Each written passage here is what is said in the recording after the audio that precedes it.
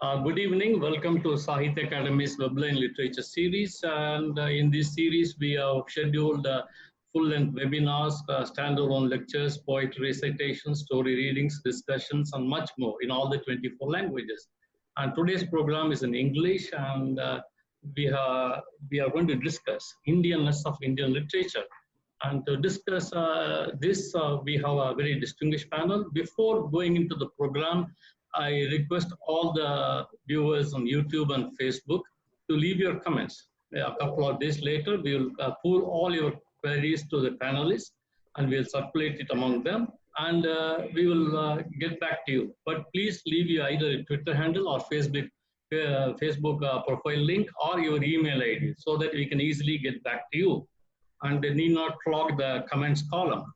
And for today's topic is that the Indianness of Indian literature. Is a piece of literature called Indian? Is it because it's created or produced in a piece of region on earth called India? Or is there a more quality or attribute which qualifies a particular text or literature as Indian? Just like Indian philosophy, we have debates. Of course, debates are endless, but they always there is one quality or the other, which they say that which is the one thing which is a common denominator, a thread, which links all the systems of thoughts in India. It's beyond anybody can produce anything in the world, but if they subscribe to that particular norm, that it can be called as Indian. So we are going to see whether we can apply such a kind of conditions on Indian literature. And our first panelist of the day is Anita Nair. She's a distinguished writer, scholar, translator, critic, and a thought generator. She has 18 books to her credit, and her works have been translated into 31 languages around the world. She runs a creative writing mentorship program called Anita Satik, and that is her biggest contribution to Indian literary milieu today. Year after year, it has been producing amazing young creative writers. So welcome to the show, Anita. It's great to have you here. Thank you for having me. And our next panelist, Karthika VK. She's a publisher of Westland Publications, an Amazon company. She started her careers in publishing in Penguin, India. Then she was, for 10 years, she was a publisher in HarperCollins, India.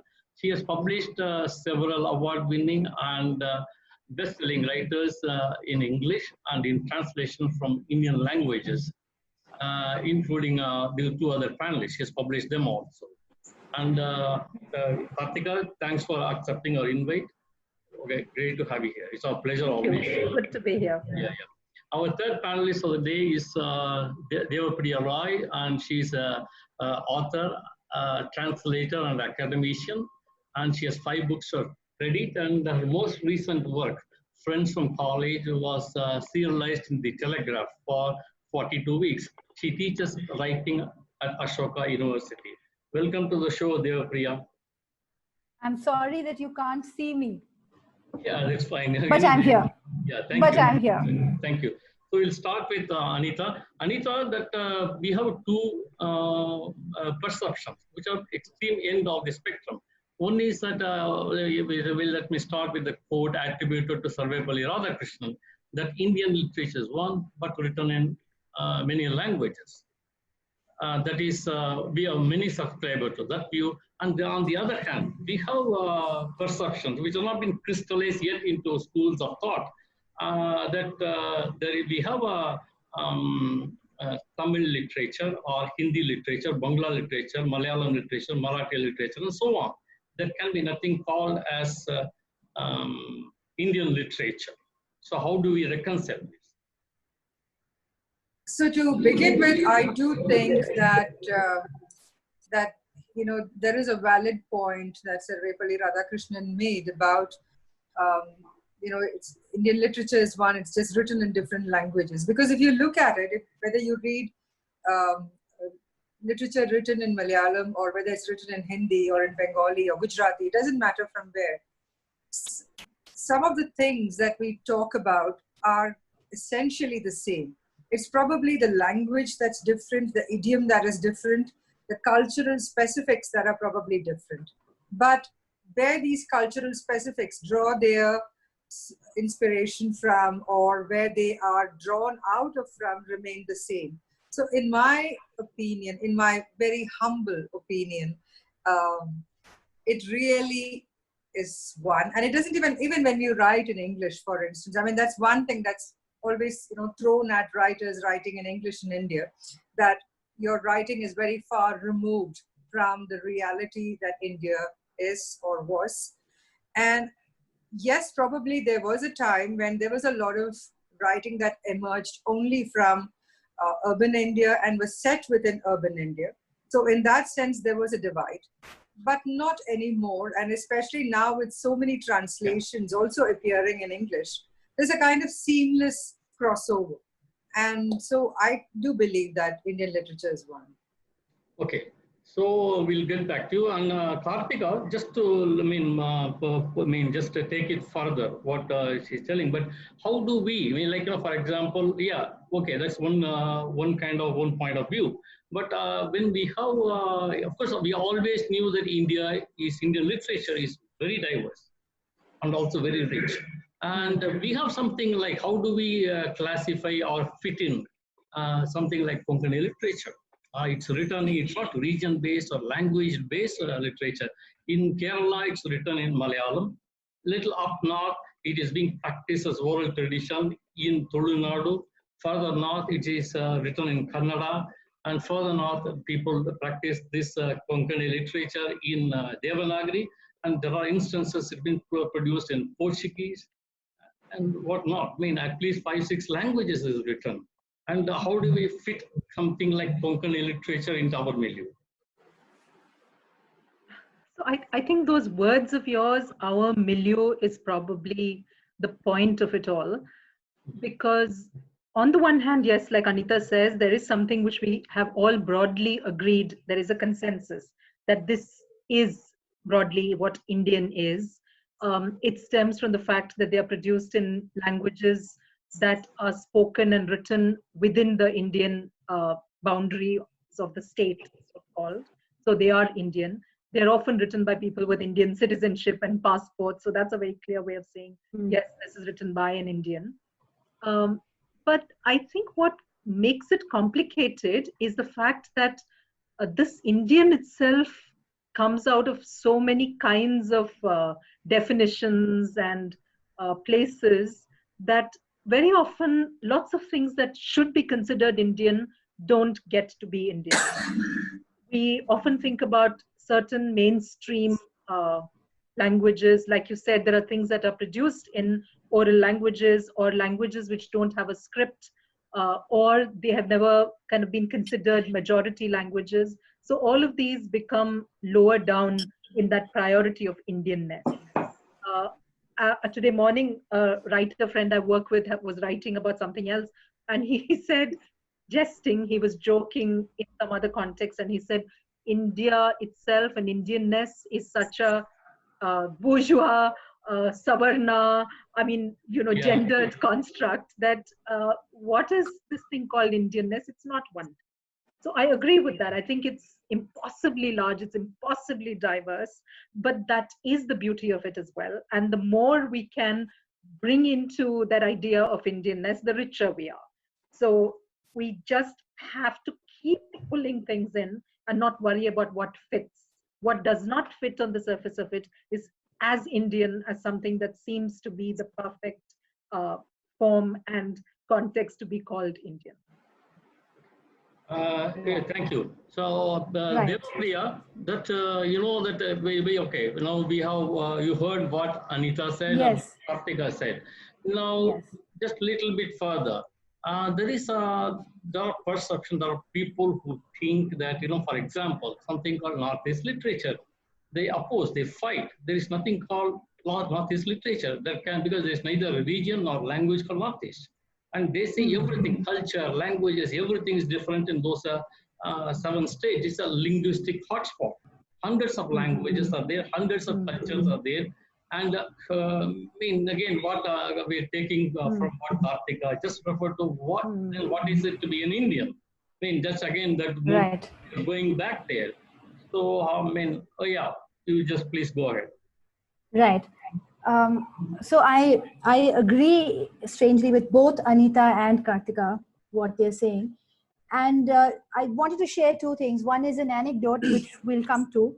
But before that, you know, as Karthika was saying, I was thinking about this. And, you know, when I studied the Natya Shastra, which I translated parts of for my academic work, one of the things that had interested me very much was that, you know, the idea of rasa is sort of considered as a major philosophical and aesthetic concept, right? Which is supposed to underpin various processes. So whether it's theater or literature or poetry, all of it, the idea of rasa can be included to introduce or to include all of this.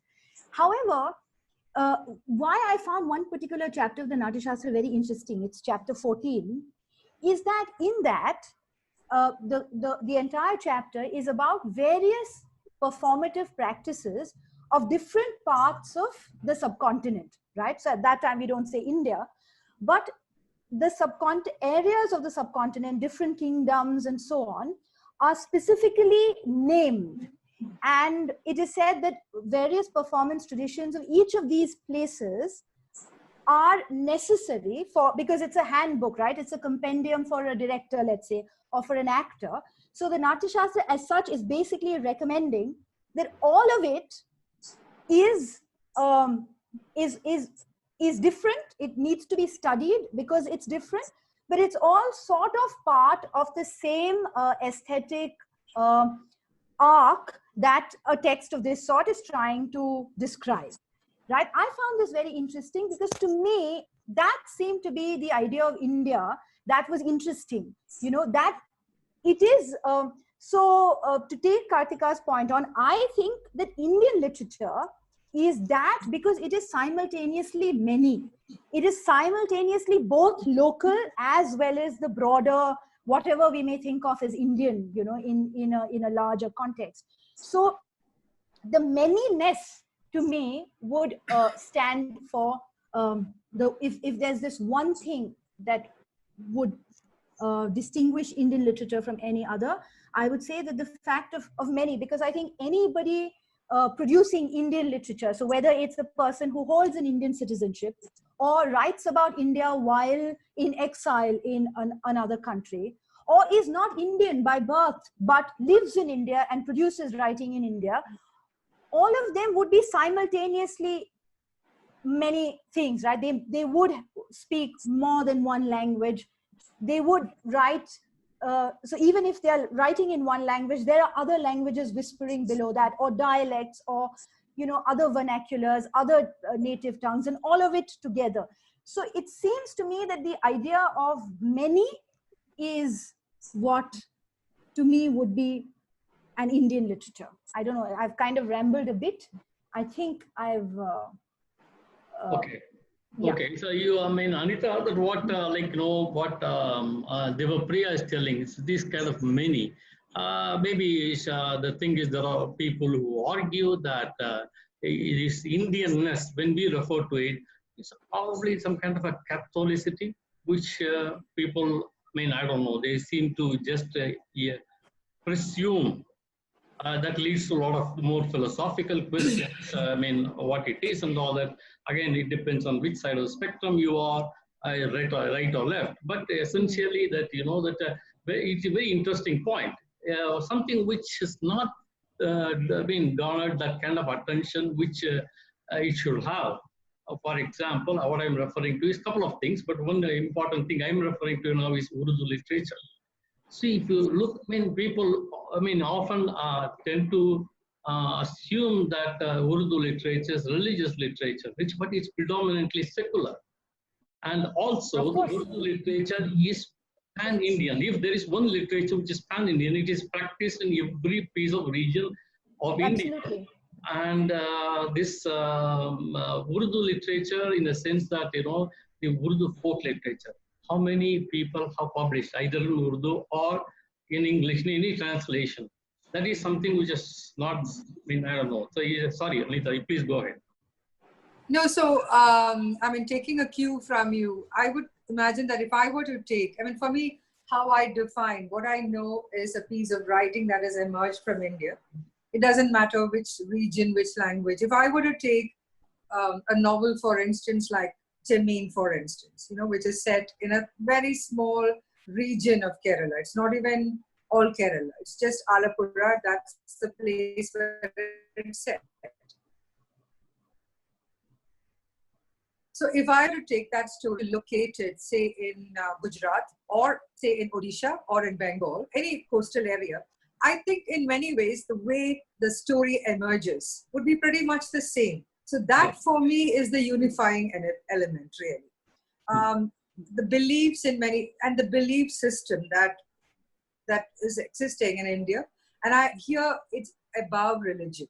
Because, you know, whether you're a Christian or a Muslim or a Hindu, Sikh, whatever, if I was talking about the coastal belt of India, and if I were to take a story like Chemin and, you know, located in one of those places, I'm pretty sure, apart from the, you know, specifics like clothing and maybe the dishes mentioned in it, etc., it would be pretty much the same. Because I think the way you define the religion, I mean, the literature of a place is by, in some sense, trying to fathom how is it that a set of people react to a certain situation. Now, the way probably a European would react to a situation like in Chemin, or probably a Central American or a Southeast Asian, they would be very different. But if you were to look at India and the subcontinent, and to some extent where the Indian influence is percolated, seeped, and vice versa, you would find that the stories will be the same. And all that changes are the names and specifics in terms of, you know, all the detailing. Yeah. In Karthika, that what Anita is telling, I mean, is fantastic. But there are some people who may think it could be like, you know, for example, there is a book called Jeevan Leela. It's originally Kaka Kalilkar wrote that.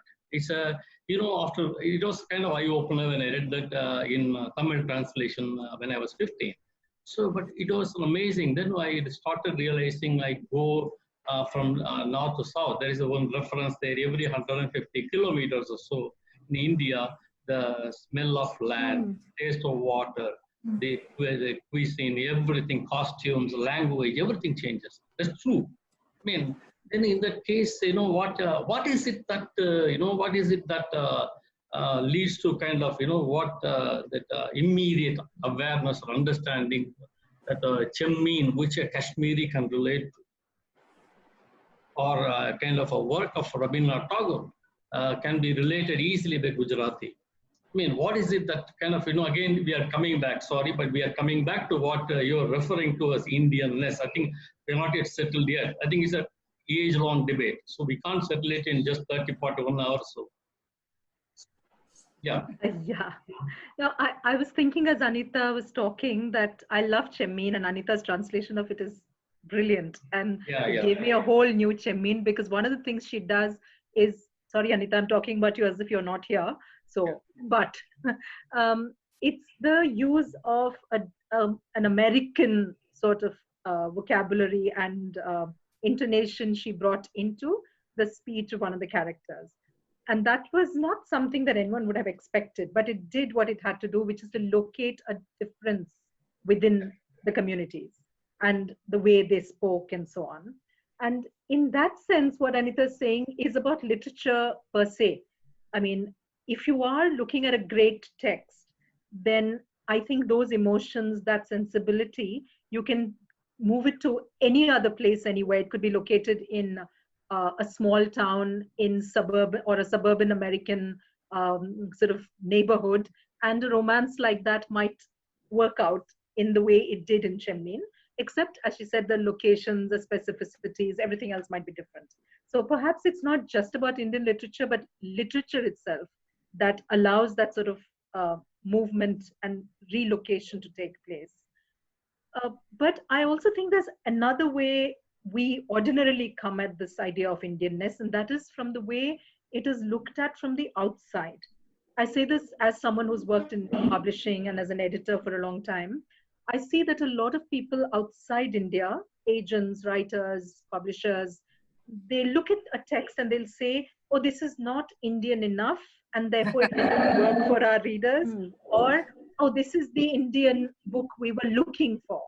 So what they mean by that Indianness is a certain kind of India that they can relate to, which is an India which is smaller but ancient, which is poor but, you know, intellectually perhaps quite sophisticated. They have their own notions that they bring to it, and there is no one way anyway.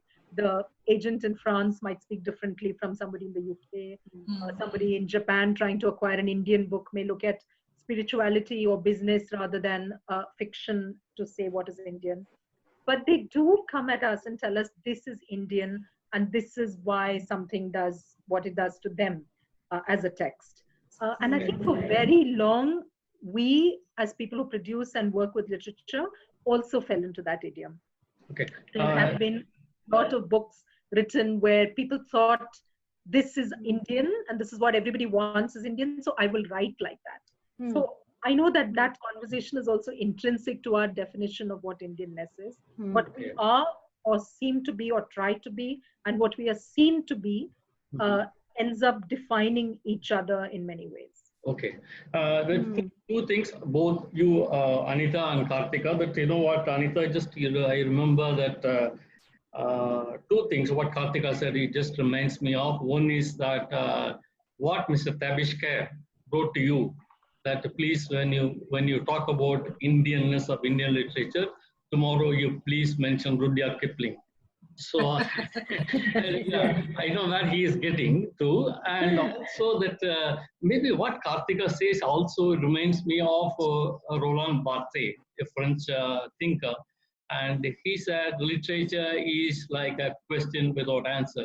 Any other approach to literature means you're screwed. So yeah, you know, in a broader sense, you know what he means. There's something like you should not have any particular kind of a boundary or notion of presuppositions. That's probably a right word. So Anita. Maybe Devapriya could. No, Devapriya, I'll come to you, but I just went back to you. Okay, so yeah, I mean, I'd like to kind of bypass the Kipling reference, because that is, again, like Karthika said, you know, looking from outside into India. And that isn't India. It's like, you know, when, for instance, when I was researching Idris, and Karthika knows about it, all the foreign traveler accounts that I read of that period were all written by people who didn't know India. They used interpreters, and the interpreters would tell them what they wanted to hear at times, or would tell them what they needed to hear, and or what the interpreter was going to benefit from if they heard. So finally, if you were to look at it, and if you were to take about 4 books written in that period of time, one by a Frenchman, one by a Dutchman, one by an Englishman, and one by a Portuguese man, you'd find that they're talking about 4 different Indians. And it's not because they're talking about 4 different regions. It's because there's a language issue there. And that, in some sense, again, brings us back to this whole question of what is the Indianness of Indian literature. Yeah. Because we cannot use language. We have so many languages in literature and so many languages that we can't take one particular language and say, this makes it Indian literature. Because what is right for a particular language may not be right for another language. Yeah. So ultimately, if you were to just break it down and look at the common denominators, probably that is what we come down to define what is Indianness. Which brings me back to what I've been saying from the beginning of this discussion, which is basically that for us to understand what makes literature Indian is to understand how the characters of a particular piece of writing or the metaphors used, how do they draw from what is India? So that is my point of view. Yeah, so that, Devapriya, you started with rasa and the manyness and what Anita is telling and what Karthika has been telling, and of course Bharti's reference that you should not have any kind of a presuppositions. But when you say that, if that is a case, that some of the things which other people can easily relate to, for that matter, many pieces of literature that people can easily relate to. That is that a relatability is one of the criteria. Well, foreigners cannot probably get into this milieu, but maybe something which is like, but in today's world is something different. Children in India are able to easily relate to some Rowling's work, which you and I cannot, sorry, at least for my generation, we would have struggled. Pokemon, Pikachu, I don't know. Pokemon seems to be a separate universe for me. But as children just like that pick up. So again, that means Devapriya, that something like things fall apart. When it was translated into Indian languages, especially the first one, of course, it has to be Malayalam. So when it came to Malayalam and Tamil and other languages, subsequently, even in Bengali and other languages, it was like many people in each language are telling the story itself is very Indian. Yes. So the content is important. Yeah. So that what Anita is telling, language is not that important. Maybe the content, something that which it doesn't matter where it is produced. Yeah, please, Devapriya. So one story which I had wanted to share, which had taught me something about, what is Indian literature, is that once Girish Karnad said, one of his films that was based on Sharat Chandra Chatterjee's work was Swami. And Swami was a wildly popular film. Yeah. And what Girish Karnad told me is that, in South India, a lot of people used to think that Sharat Chandra was a South Indian writer. And the stories were set in South India. That seemed to me very interesting. Devapriya, that person could not have said South India. They must have said one particular language. Yeah. No, he didn't say language. Maybe because he was speaking to me. He said that, Malayalam. yeah, of course, yeah. But also Kannada. But also Karnad was talking about Kannada. Okay. But he said South India. And the reason is that it stuck in my head because when you talk about translations within Indian languages versus translation from an Indian language to English, this is something that often comes up, that about equivalence and so on, that texts or translators find it more complex to translate from an Indian language into English than it would be from one Indian language to another. Of course, there would be differences and nuances and so on, but broadly. Right? Now, what Karthika said about the outside and that really seems to me to be something very relevant to this question. So, for example, Chimamanda Adichie, she says that she felt black for the first time in her life when she went to America. When she lived in Nigeria, she never saw herself in terms of her race. Then maybe there were other things, as gender or class. But race became a real factor for her only when she went to a multi-racial society and started living there. So similarly, what Karthika was saying, that it's only when, let's say, a French agent who's picking up books would say that, oh, this is Indian and this is not Indian enough. Then we are also talking about certain stereotypes which define Indian writing, right? So then, controversially, would we say that Indian writing is that which is produced for Indians? So in a sense, that which is effortlessly produced for Indians, so that there is no such complex political negotiation happening between the reader and the writer. I'm here deliberately being a little provocative, where there is no explaining of what the monsoon is and of what the mango is, etc. But when Karthika, that's again what Devapriya says is okay, but it's more than Well, whether it's maybe a, I mean, partial understanding, or people may have different perception, but still Indians seem to have able to relate to that. Whereas people from outside this culture, I mean, it's not one culture. Again, India is not one culture. There are maybe 1,000 cultures are there, like 1,000 languages are there. So whichever piece of, I mean, in which one corner in this particular, I mean, universe you are in, so you are able to relate. Whereas people outside this universe are unable to relate to that. Like it's like we are all how we will react to, how we will negotiate somebody from K-Pax. I mean, K-Pax, sorry. Can I say something? Yeah, please, for you only. Oh, okay. No, I was just thinking about a book I'm editing at the moment, which in a way brings all these questions together for me. It's a novel called Funeral Nights, and it's written by this writer called Kinfarm Singh Nogyeng. He's in Shillong. He's writing about the Khasis. And I am reading this novel and trying to work on it, and I am a foreigner to this culture. I am a foreigner in so many ways, it's not funny. I mean, whether it's culturally, whether it's in the way they use the language, whether the way they structure sentences, to how society works, to their specific problems, to their specific topography, everything is different from anything I have read or come across before. So while I'm working with that, I'm also thinking that strangely, the thing that Anita referred to much earlier as a writer in English who was earlier perhaps seen as doing something that was not Indian enough, but now, you know, that question doesn't come up. To my mind, that inclusivity that English manages to achieve for us is perhaps the thing that allows me to identify what is Indian. Peculiarly, a language that is not Indian in its provenance, but which has become Indian now, which I would definitely list as one of the Indian languages we all use.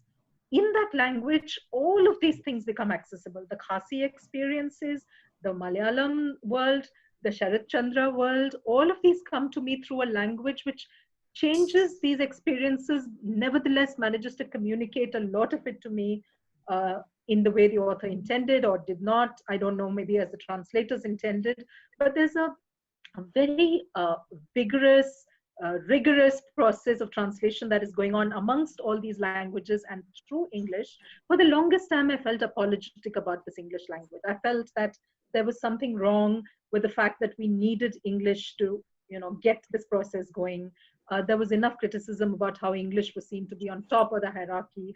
I think we are far more confident about these things now and do not necessarily worry about what's on top or at the bottom or in between. We just have to take what is offered to us, what is available to us, and the English language is one very strong inclusive force in our society at the moment. And that is one very effective way for us to bring this Indianness into various kinds of formulations and permutations that we can actually engage with. Yeah, that's no answer to anything you said. It was just something that came out of what I was thinking. Yeah, but you know that Anita, that what Karthika said, it's a very interesting point. You know what, the English writing from the beginning in India, so-called Indian English writing has always been predominantly about India, Indian culture, Indian people. Whereas if you see most of the vernacular Bhasha literatures for last 18, when it began, they were all trying to adapt foreign classics into local culture. Whether it is Hindi or Marathi, if you see first 1900s to 1940, something like that, apart from that independence literature and religious literature, but fiction, if you see, maybe for somebody like, again, if you take Telugu language, Chalam, he probably the original firebrand feminist. But whoever else preceded him, whoever came after them, they were trying to, trying to understand Indian feminism through their education, Western education of first wave, second wave of feminism, and all that stuff. So even the kind of a negative literature, well, some kind of moody writers, they were trying to emulate Sylvia Plath rather than something original. if you see, that's what it is. Amazing. I mean, that is what Karthika says, is that in English has always been about Indian culture, various parts of Indian culture, predominantly. I'm not saying that everything, but predominantly. So you are an Indian English writer. So what do you think of So I guess also it depends on where the writer is located. For instance, like a writer like, say, Devapriya and me. I mean, when we live in India, we write about India, everything, our world is defined by India in many ways. But probably for a writer who's living outside the country and writing in English, what happens is the India that they are probably talking about is partially existing in memory, and it's partially not existing at all. Because you know what happens is that people go away and they can't keep abreast of it like the way people living here know exactly how things are changed. So what happens, I mean, the way I see it is that Indian writing in English has its influences from the rest of the world. But what it does is that it kind of amalgamates it in such a way that you don't realize that it's a direct, direct influence, or maybe even a direct tribute of a sort. But I guess, excuse me, one of the things that I'm here really assuming, I don't know the truth about this, is that to a large extent, when people began writing in the various Indian languages, and if they were drawing their inspiration from world literature, there's also this belief that it's a kind of ostrich kind of attitude where you think that nobody's going to know. So I can, if I really want to lift a scene from, say, I'm talking of, say, the, early 20th century, for instance, or later than that, if these books and classics were available, it was easy for them to kind of draw into it and write about it and Indianize it in such a way that it becomes maybe a Malayalam novel or a Bengali novel or a Telugu novel, whatever. Later, when we are looking at it, we can immediately see the influence. We can see where the writer has probably even, I wouldn't use the word plagiarism, but I would say, which is why I use the kind word influence, and we can see it now. But at that point of time when they're writing it, I don't think they realized that they were doing something that was probably not so kosher, and that it was, it's also, I think, I get what you're saying. So anyway, so we are coming towards the end of the program. Quick word, Devapriya, just one thought. Oh, one thought? Yeah. Okay. Well, I can't think of one thought, but I agree with what Anita was saying, and I kind of got so deeply involved in her argument. I was imagining that the Indian writing, I would hope, becomes what Karthika was saying, that English has opened the doors, and therefore English has also received a lot from these different, from our different languages as they have been translated. I think that Indian writing in English now, what it's doing is it's edgier, it's pushing boundaries more, but in some places it's also becoming a lot more global. So there I would think that, I feel I'm referring actually to an essay called The Dull New Global Novel, which it's an essay by Tim Parks. And I think that the local, our mother tongues, all of these, they provide a kind of a delicious hyper-local element to the Indian writing in English. And when Indian writing in English goes away from that and it becomes quite like, say, a European novel or an American novel, it's also losing something over there, right? So I think it's a fine balance. But yeah. Okay, thank you. So Karthika, yes? Just a quick thought. Oh, quick thought. I don't know what I can say in summation, because it's a big argumentative sort of location, this idea of Indianness, what it is, what it could be, what it should be, because increasingly we are seeing definitions of it along with a hectoring, right? Which says this is Indian, you have to be Indian in a certain way. So Sanskrit is acceptable and valorized, Urdu is to be thrown out the window. We have to behave as though certain things are, ancient and venerable and Indian, and some other things are not even to be thought of as Indian because they bring to the fore questions that we don't want to see addressed. This is not just literature, but everything else. But I'm curious to see what is the literature produced by this period we are going through. All of these issues are coming to the front, and writers who are at the forefront of this sort of thought and this way of dealing with these ideas will come up in the way they write novels, in the way what comes to us afterwards. And I think that is going to be something worth waiting for. Yeah, sure. Anita? I think I've spoken enough. Yeah. So, okay. So basically, one of the objective of this series is not only to give the pleasure of people can listen to the polyphonic voices of India, but also to bring to masses very difficult concepts or interesting concepts, but not easily fathomable, to in a more easily understandable, relatable way to the masses. That's one thing, one of the purpose for which with which Sahitya Akademi started the series. Now, yesterday somebody commented that well, it's your first program, and what a better way there be, but to start with all women panelists. Yeah, it's a wonderful things. Thank you, all the three of you. And one is invisible to show how women have always been invisible. Invisible. Yeah. Thank you very much, every one of you, and all the viewers. Thank you very much for watching this. Good night. Thank you. Thank you.